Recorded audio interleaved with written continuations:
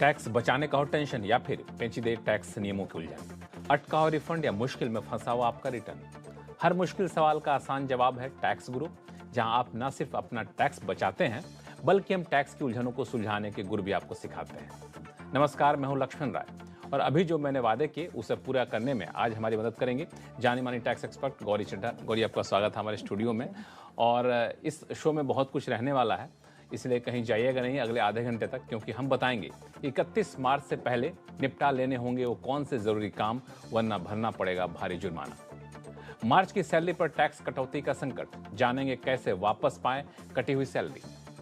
क्या इस साल के लॉन्ग टर्म कैपिटल गेन्स को पुराने शेयर के बदले कर सकते हैं एडजस्ट। इन सारे मुद्दों पर बातचीत करेंगे, लेकिन सबसे अहम बात वह 31 मार्च। 31 मार्च की जो तारीख होती है, ये कारोबारी साल की अंतिम तारीख है, अंतिम दिन होता है और हर टैक्स पेयर्स के लिए ये तारीख काफ़ी महत्वपूर्ण होता है। तो ये तारीख इसलिए महत्वपूर्ण है क्योंकि कई सारे काम आपको निपटा लेने होते हैं, कई सारे काम के लिए डेडलाइन होती है कि 31 मार्च तक आपको कर लेना है। तो कौन कौन से काम है, गौरी समझ लेते हैं। गौरी, 31 मार्च हमारे दर्शकों के लिए कितना इंपॉर्टेंट है? बिल्कुल लक्ष्मण, देखिए 31 मार्च से पहले काफ़ी सारे काम हमको करने होते हैं और यूजुअली हमें क्या ध्यान रहता है, टैक्स सेविंग इन्वेस्टमेंट्स करनी है। इसके अलावा हम सब कुछ भूल जाते हैं। तो इन्वेस्टमेंट्स तो करनी ही है अगर आपको ओल्ड रिजीम में बेनिफिट लेना है, 80C का, 80D का और जो भी तमाम आपको बेनिफिट्स लेने हैं। अगर आप ओल्ड रिजीम में जाना चाहते हैं तो इन्वेस्टमेंट्स तो आपको 31 से पहले करनी ही है। लेकिन इसी के साथ साथ आपको सबसे पहले अपना आधार को पैन से लिंक करना है। अगर आप न्यूज़ देख रहे होंगे, न्यूज़पेपर पढ़ रहे होंगे, इनकम टैक्स की ट्विटर हैंडल को फॉलो कर रहे होंगे, हर जगह देखेंगे तो रिमाइंडर्स भरे पड़े हैं हर जगह कि आधार को पैन से लिंक कर लीजिए। अभी भी बहुत लोगों ने नहीं किया है, तो जो लोग कर चुके हैं वो औरों की मदद करें, और जिन्होंने नहीं किया है या जो लोग इससे अवेयर नहीं है या खुद से नहीं कर पा रहे हैं, उनकी हेल्प करके उनका आधार से पैन लिंक करा दें। इसी के साथ साथ आपका जो एडवांस टैक्स है, उसकी जो लास्ट इंस्टॉलमेंट थी वो 15 मार्च तक जानी थी, वो भी कई लोगों ने मिस कर दी है। तो उसको 31 से पहले पहले आप जमा करा दें, वरना अगले महीने से आपका जो इंटरेस्ट है वो हर महीने आपका लगता रहेगा। तो एटलीस्ट अप्रैल से लेके जुलाई तक का आपका जो इंटरेस्ट है वो बच जाएगा अगर आप मार्च में इसको पे करा देंगे।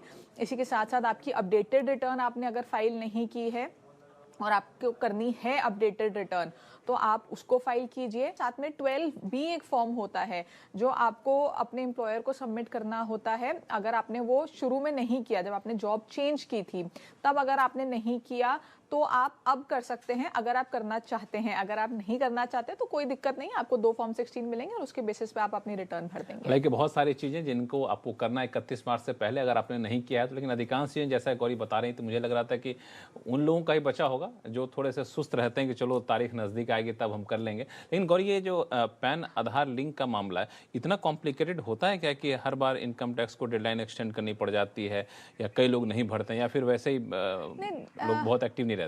देखिए लक्ष्मण, कॉम्प्लिकेटेड तो खैर बिल्कुल भी नहीं है। 2 मिनट का काम है आधार को पैन से लिंक करना।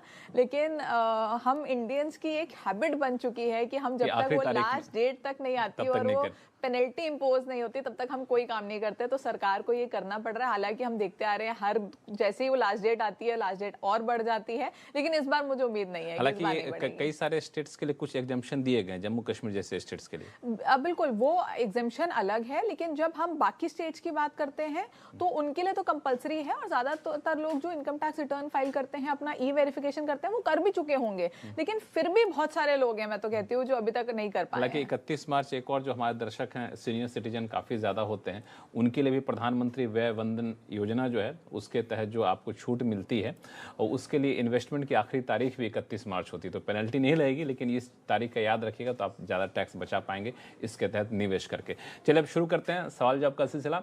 चलते हैं सबसे पहले अमृतसर, जहाँ से जसमीत सिंह जी हमारे साथ फोन लाइन पर जुड़ चुके हैं। जसमीत जी नमस्कार।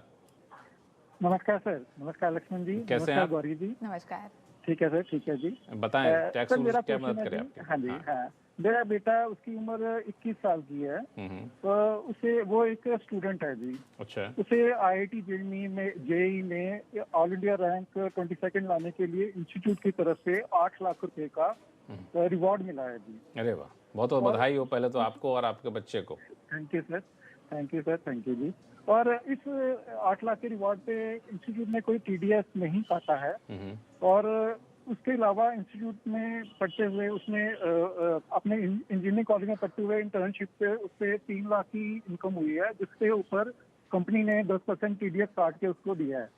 और मैं ये जानना चाहता हूँ कि जो 8 लाख की से मिली है, रिवॉर्ड मिला है, उसके ऊपर टैक्स लगेगा कि नहीं, इनकम टैक्स लगेगा कि नहीं? ठीक है। देखिए सबसे पहले तो हमें ये समझना ज़रूरी है कि जो आपके बेटे को